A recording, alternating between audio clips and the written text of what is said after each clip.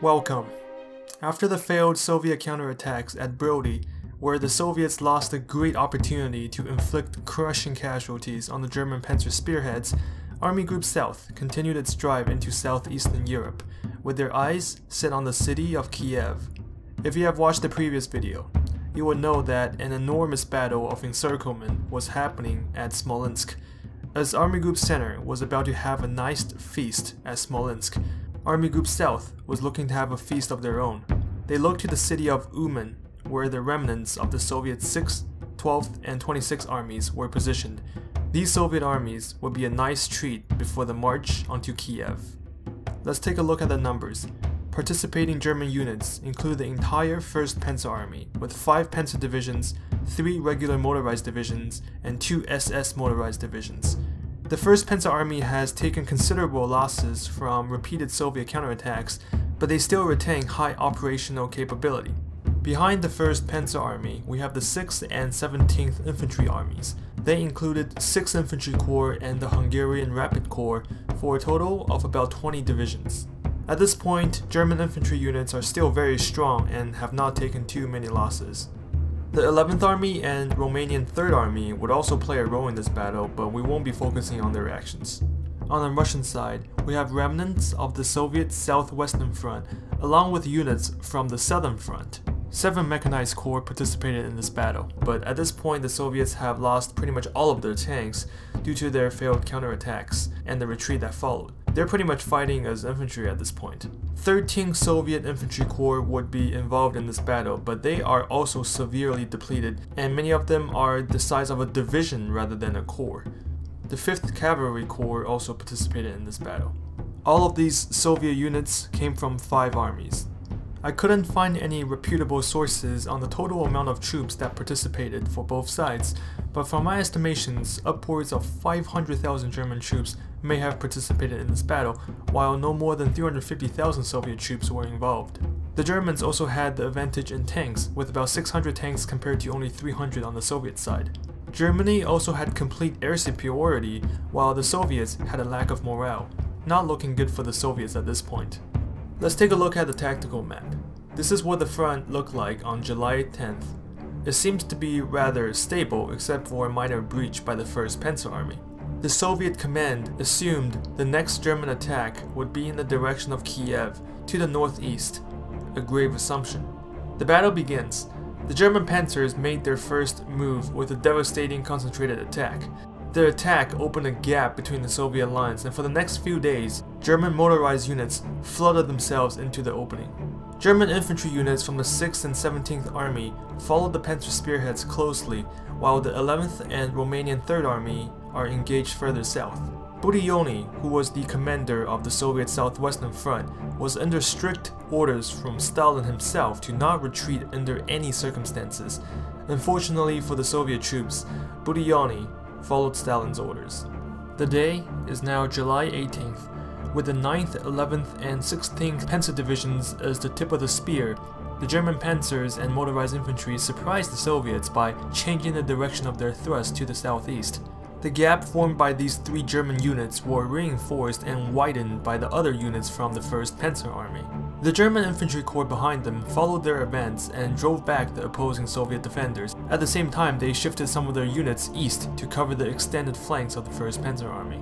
Realizing their right flank is now exposed, the Soviet defenders in the south were forced to retreat. The German, Hungarian, and Romanian forces closely pursued them, killing and capturing many in the process. The 3 Soviet armies at the bottom suddenly found themselves being hammered on 3 sides at once. At this point, the Soviet command realized the Germans are actually going to the city of Uman and not Kiev. Their realization came far too late, and the Soviet infantry now have little chance of escaping the German blitzkrieg. The day is now July 23rd, and the battle continues. The Soviet resistance in the pocket is growing stiffer, but it did not stop some German motorized units from breaking through and advancing further southeast. The Soviet infantry continued their southeastern retreat, but they cannot shake off the Axis forces who closely pursued them.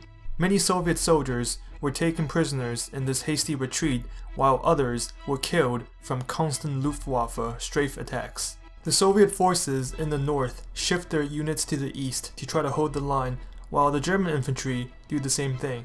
There is now little hope for the Soviet armies trapped inside the cauldron.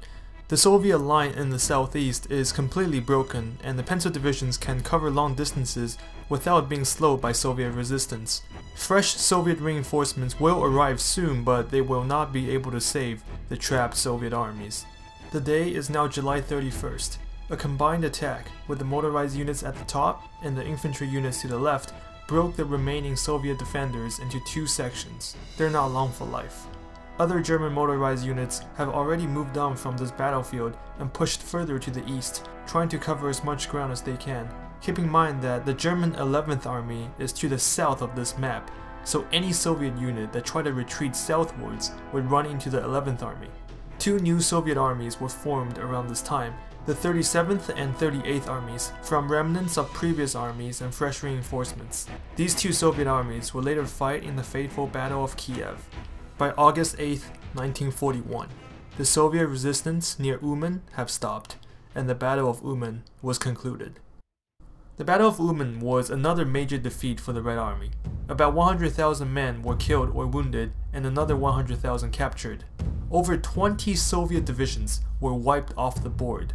The commanders of both the 6th and 12th Army were captured, along with 11 divisional commanders.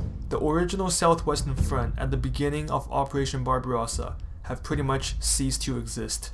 The Axis forces took 4,610 killed, 15,458 wounded, and 785 captured or missing.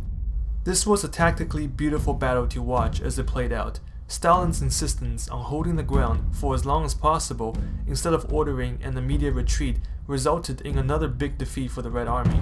German panzers and motorized infantry again proved their superiority by capitalizing on the slow reaction of Soviet forces. Their rapid advance prevented Soviet troops from being able to escape. Looking at the battle in hindsight, the Soviets were pretty much doomed from the beginning. They have lost their numerical superiority from previous engagements, which was their only advantage at the start of Barbarossa. They had poor organization, poor communication, low morale, and virtually no air support. There was little chance the Soviets could have held back the German spearheads. The only good thing that came from this battle, for the Soviets, was that it delayed the German advance onto Moscow. And honestly, 200,000 men probably didn't matter all that much to Stalin, as long as the Germans are held off for now. After the remaining Soviet resistance at Uman were mopped up, the Germans would turn their attention to their next major target, Kiev. The Soviets understood the importance of Kiev and would pour massive amounts of reserves to defend it. If you have watched the last video, you would know that General Heinz Guderian's 2nd Panzer Army would also be heading towards Kiev. Will the Soviets finally be able to stop the Germans at Kiev, or will we see another few 100,000 men surrounded in a huge cauldron formed by the formidable German panzers? We shall see in the next installment of Barbarossa Visualized.